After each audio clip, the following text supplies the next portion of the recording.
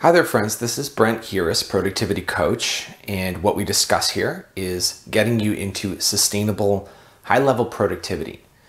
In today's video, we're going to talk about belief, how to believe in yourself, how to believe in your visions, how to believe in your plans, how to believe in your goals, how to actually believe in yourself over time, so how to stay committed to this belief, in other words. For those of us who have been around the block with self-help style teachings, books, self-development, motivational style of stuff, there's a lot of messaging that comes out about how important it is to believe in yourself. It's one of the very, very first lessons that we all learn, but rarely are we actually taught how to believe in ourselves, and more importantly, how to sustain this belief so that it becomes permanent no matter what happens. And so the purpose of this video is to fill that gap. So what I'm going to do is I'm going to deliver this video in 3 points. First one will be to how to determine whether or not your belief is rational. So if you have an inspiration, how do you know whether you actually should believe in it or whether it's some sort of pipe dream that's unreasonable, maybe it's not worth believing in? Because we need to discern between which one it is in order to know if we should put all of our marbles in the basket, which is a new saying I invented. You know, whether or not we should put all of our investment in this one idea. The next one will be how to commit thoroughly to this idea. And then the third one will be how to stay committed over time, how to stick with the belief even when stuff comes up. And there will be like a little extra bonus bit of material on how to deal with doubt and pessimism if it arises. Because the short answer is, well, I'll get to it. I don't want to give it away too quick. But yeah, we're going to talk about how to deal with pessimism and doubt. So that is the scope of this video. So belief is super, super important. Imagine, for example, one of my favorite analogies on the subject of belief is, suppose you are on the West Coast of North America. It doesn't really matter. You're just on the West Coast and you want to make your way over to the East Coast of the continent. And suppose you're biking. And suppose you have all of the GPS and mapping and compass, and you have all of your supplies, and you know where you're going, and you actually know people on the other side, and you know how long it's going to take, and you know what highways and routes to take, and so off you go on your journey. That's scenario number one. Scenario number two is, imagine you're going from one coast to the other, but instead you are the first person to go from one coast to the other. And you don't have a phone, you don't have GPS, you don't have any internet access, you don't have any maps. You have a compass, so you kind of know you're going the right way. You don't know anybody over there, and you don't even know if there's a coast. You don't know. It's the 1500s in our example right now, and you don't know if there's a coast. You're not totally sure. You suspect there is. Imagine going on that course. Now imagine how we would feel to be in scenario one versus being in scenario two. And what's interesting is that even though the path is the same, even though the journey is the same distance and it requires the same amount of energy and resources to get there, the whole thing feels very different when we're no longer certain about the destination that we're getting into. And if we're no longer certain, and if there is even a little bit of doubt in our minds about the existence of the finish line, if we're like pretty sure, but we're not totally sure that where we're going is a legitimate destination or that we can legitimately get there, then maybe we're not so inspired to go there anymore. Maybe we are kind of pulling our punches a little bit. Maybe we're procrastinating actually committing to the journey. Maybe we're considering a few other things that we might do instead, and we actually don't end up going on this, but we don't end up going on those either, and we don't go anywhere, and we don't go on any journey.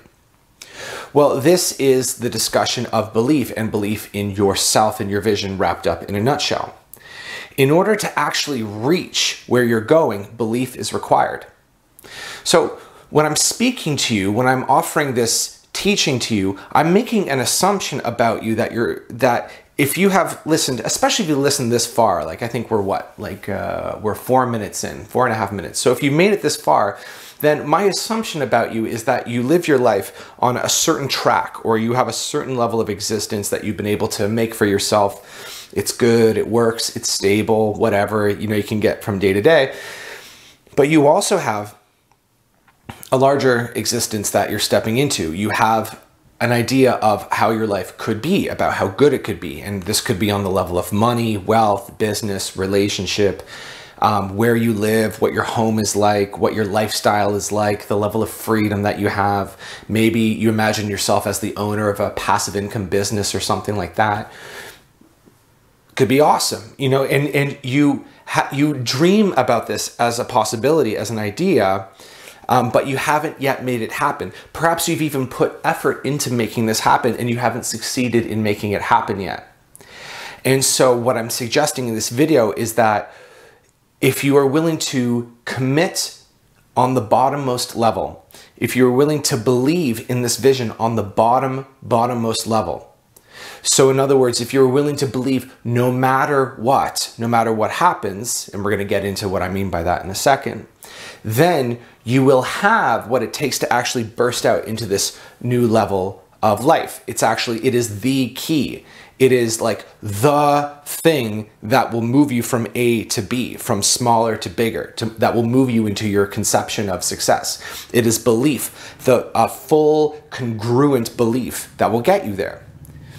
And of course, it's also your effort and your willpower and all this stuff, but all of these things need to be applied to your belief, just in the same way that you can have all the ingredients of a cake, let's say. So you have your water, baking soda, and your sugar. Like flour, you're not going anywhere into Cake Town unless you have flour.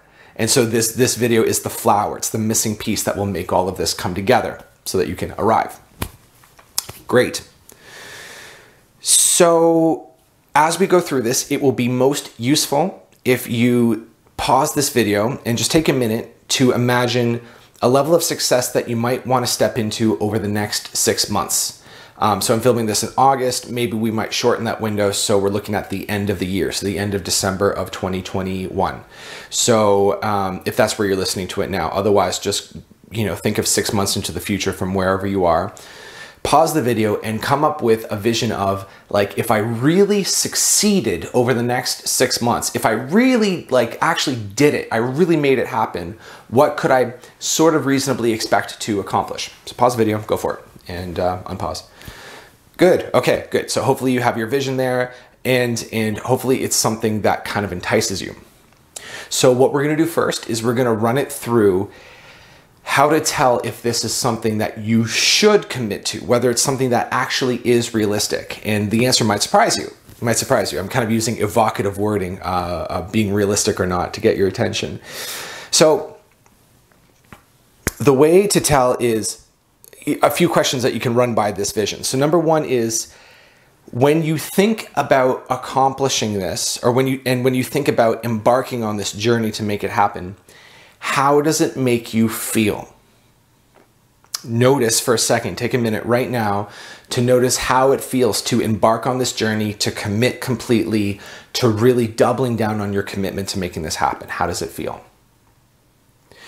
So if it feels sort of scary, and if it kind of awakens a little bit of fear in you, and also a modicum of interest and curiosity and excitement, if you're feeling that, then that is a sign that this vision is appropriate for you and that you can accomplish it and that it would fulfill you to accomplish it.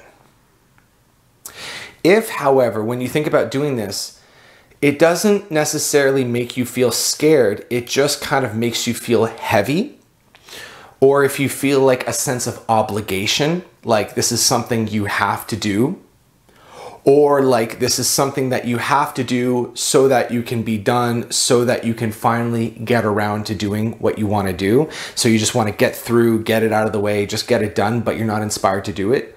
Then that would be a sign that this vision is not for you. It's not indicative of your highest fulfillment. Maybe you still have to do it. If it's a responsibility that you've taken on, maybe you have to do it. But if you don't have to do it, then maybe not. Maybe this is not the right thing for you to do. And you would be invited, I would encourage you to dig a little bit deeper and open up your imagination a little bit and think about, what is it that I would like to do over the next 6 months?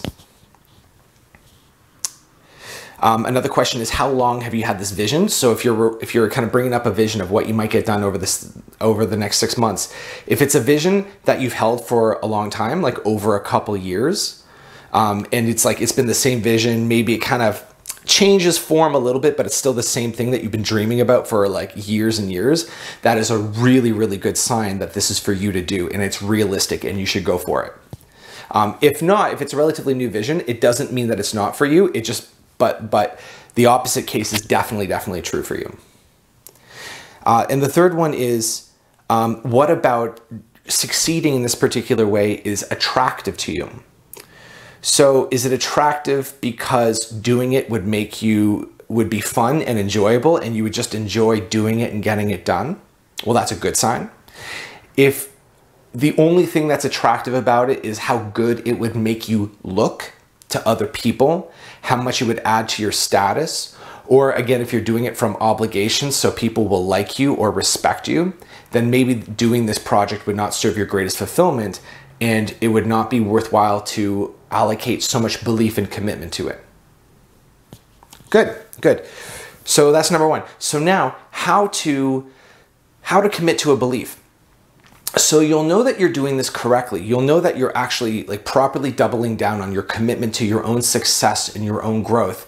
If it feels a little bit scary, it's not that it has to be scary, but it often is. And the reason being is that moving into greater levels of growth, I'm going to say always. I want to say almost always, but let's just go always. It's always a step outside of your comfort zone. You're acting according to your inner vision, but you're not acting according to your memory. You have no memory of what you're going into in the sense that you've never done this before. And so thus it is a movement into the unknown. And the part of us that is afraid of the world and afraid of life and afraid of the universe feels threatened by going into the unknown. So there's a little bit of fear. And what are we afraid of? We're afraid of embarrassment. We're afraid of failing ourselves. We're afraid of really committing and then finding out maybe I can't do it after all. We're afraid of making people angry or upset or making people jealous. We're afraid of losing face or losing our reputation or losing a certain resource that we have. Maybe we're going to put money on something, we might lose the money. Always a fear of losing reputation, losing resources. There's a fear of losing what we have. And yet, notice if there's a part of you that feels attracted to the prospect of doubling down and being completely congruent with your commitment to move into this success that you've envisioned for yourself. How there's something attractive, something pulls you into it. There's a feeling of, it would be so cool if I could just really give myself to this. So I want to invite you now to actually make that commitment. I would like for us to do this right now, if you're down for it. And maybe you're not down for it, but maybe you are. I would invite you to remember that we're all going to be dead in a couple years. Not a couple, a few. In a few years, we're going to be dead. And as it comes time for us to die, if we are able to have a few moments to look back on the course of our life, so suppose we're dying comfortably on our deathbed after a good, long life and, full of all this good stuff, we're looking back on everything we did. We will almost certainly be grateful for the times that we really went in the direction that our intuition was pointing us, where we felt intuitively guided to go. And we will generally not feel so impressed about times when we decided to maintain what we have, or to avoid risk. Of course, these are generalizations. Of course, there's a lot of wisdom in avoiding risk at certain times. And there's, of course, a lot of wisdom in really going for it. But as you're thinking about committing to this new level of success, imagine yourself on your deathbed several decades from now and looking back on this moment, and what would you have wanted to do? How would you act if you knew beyond a shadow of a doubt that you're going to die in a few years? What would you do? How would you act if you were to play full out, if you were to really give everything to this life?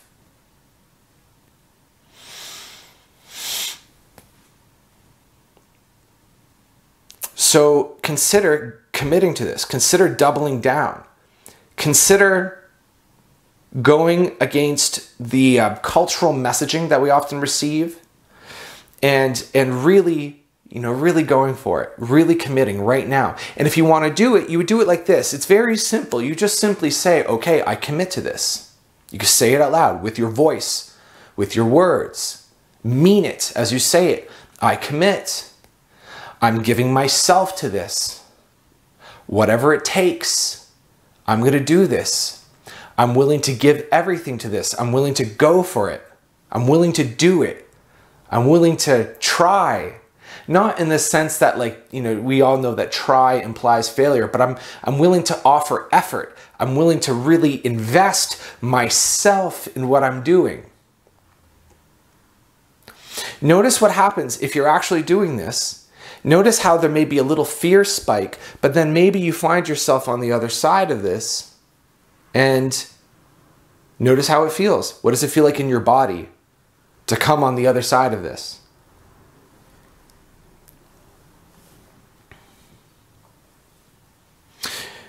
I suggest that you drop your hedge bets. Where are you making this safe for yourself by saying, okay, I'll do this, but if it doesn't work out, I'll do this instead? Because the truth of the matter is, when you're committing to something, when you're committing to a project or a business or a health goal or whatever it is, there's a temptation to come up with plan B and plan C and plan D if it doesn't work. Another thing that you may want to affirm is whatever it takes. Whatever it takes. Notice how that feels as well. Whatever it takes to get this done. If you really want to change whatever this element of your life is, if you really want to change it, if you really want to get in control, it's going to require all of you. Whatever it takes. That's how you achieve maximum congruence with what you're doing. And you'll notice also that the universe, if I may get a little esoteric, the universe favors people who burn their bridges, who release their hedge bets. In other words, people who let go of their alternate routes and alternate paths, and people who are congruent in one forward motion. The universe tends to reward and support this kind of mentality. You will see. Don't even necessarily believe me. You will see. You will find out. So then finally that brings us to the question of how to stay committed. Because what we're talking, and this is really where the rubber hits the road. And this is really probably what you're wondering if I'll get to as we're talking about this. Because this is where it gets difficult. Because you commit now, and okay, now you're in, now you're going forward, you're good, congruent, let's go, let's start right now. What action is there to take? That's all step 2. Step 3 is, okay, with a certain level of likelihood, you are going to run into roadblocks. You are going to run into challenges. It's guaranteed, basically guaranteed on a long enough time horizon. And when we fail, where a lot of people get messed up, where you are no longer going to get messed up, is people will fail once, twice, 3 times, 5 times, 10 times, 100 times, and then somewhere along the way, they will go, oh, I see, I was wrong. This isn't possible, or I can't do this, one or the other, or I don't care enough, whatever. And then we drop our bottommost belief and we pick up another belief, which is I can't do this. And then we start turning back around, heading west, back to where we started on the West Coast. We start negating our progress.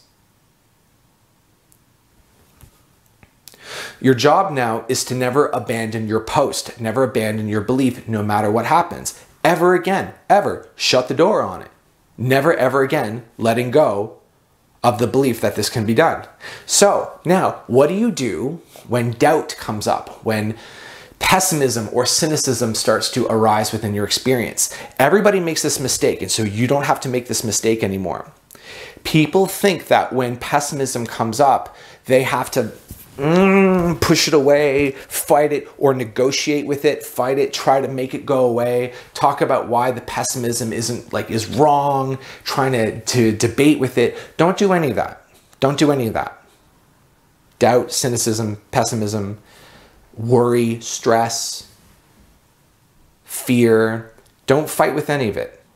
It wants to be fought with, because when you fight with it or press it away, you're still at the very bottom engaging with it on some level. And when you engage with it, you strengthen it. Just like if you have a sparring partner in a dojo, you both get stronger by fighting each other over time. What you want to do is you want to weaken it. And even that's not something you do. You can't weaken it.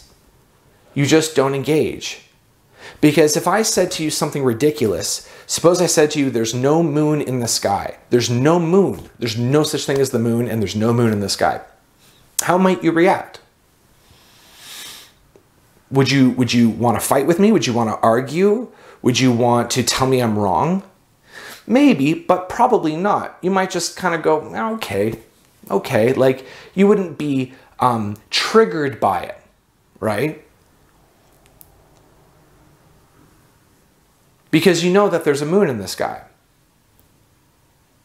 So in a similar way, if doubt comes up and says, this is not possible, I can't do this, would you be willing now to treat that as a ridiculous notion that you just no longer have to engage with? It's like if a doubt comes up from inside and your mind says, this isn't possible, or you're going to fail, or you can't succeed, you can respond by saying, thank you. Thanks for letting me know. Thanks for telling me. That's interesting. That's an interesting point of view. Interesting. Cool. You can recognize, this is the fucking ninja shit right here. You can recognize that your mind is just trying to protect you because it's scared about what you're doing. It's scared about the success that you're stepping into, that it knows that you're about to step into. It doesn't want to go. It feels threatened. Because all the mind wants to do is survive. That's its goal. And we don't survive by going into the unknown. We don't survive by making ourselves visible, or by taking on a new challenge or a new project where we risk embarrassment. From this point of view, we're at risk of dying. So the mind will come up with whatever it can to make you not die. So it'll say, it'll introduce some doubt. So you can appreciate the good intention of this doubt. It is a good intention. It's just not a helpful one. So you can say, thank you. Thanks for letting me know. Thanks for looking out for me. Like it thinks it's looking out for you. It's not really helpful, but it thinks it's helpful. Like a child, if you ever seen one of these dogs that hang out by the bay windows of a house and bark at strangers as they go by, and the dog's like barking like, hey, keep walking. Hey, just keep walking. Get out of here. This is my territory. And nobody's threatened by the dog, especially if it's like one of these little ones. And maybe the dog thinks it's helping. Maybe it doesn't know if it's helping, but it does it anyway. And we ourselves are not bothered when we walk by and a dog barks at us if it's in a house and it's not going to bite us or something. So it's like that.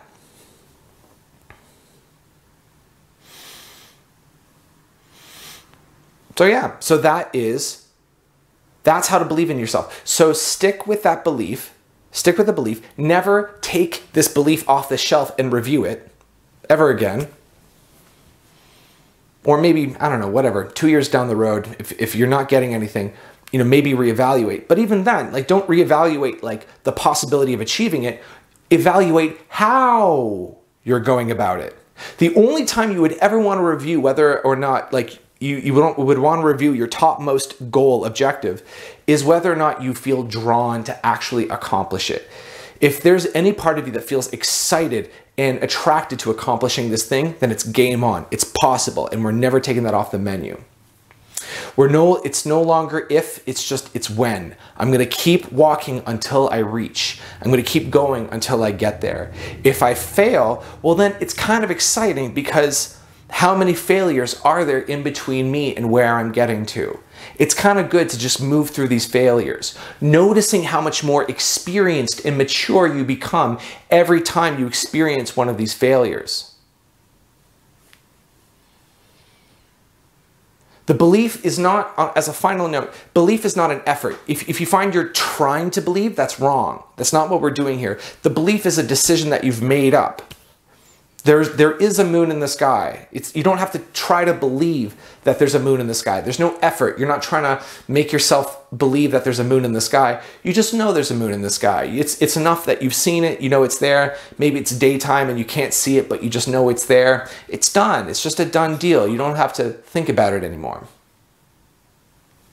That's what we're doing with our belief here. So if doubt comes up, welcome it. Pessimism comes up, welcome it. Fear comes up, welcome it. All of it's fine. None of it is going to make your belief go away because you've committed on the bottommost level. And that's how to do that. Cool. Thank you so much for showing up to my TED Talk. Lovely to chat with you again. You can get a session, a one-on-one coaching session with me for $5. Your first one. It's awesome. Link for that below. You can also join my email list where you can get my PDF. That is a condensed teaching on how to get yourself to do the thing. It's literally titled How to Get Yourself to Do the Thing. It's how to get yourself into action, to go from 0 to 1, get you going. And then there's a follow-up video course totally for free on deeper, sustainable, high-level productivity. So you'll be taught all the core basics on how to do it, and it will work on you. Please hit like as well. I keep forgetting to ask. Please hit like. So much gratitude for those of you who do. And that is all. Thank you. Thank you for watching. Thanks for watching to the end. Wish you well. Talk soon.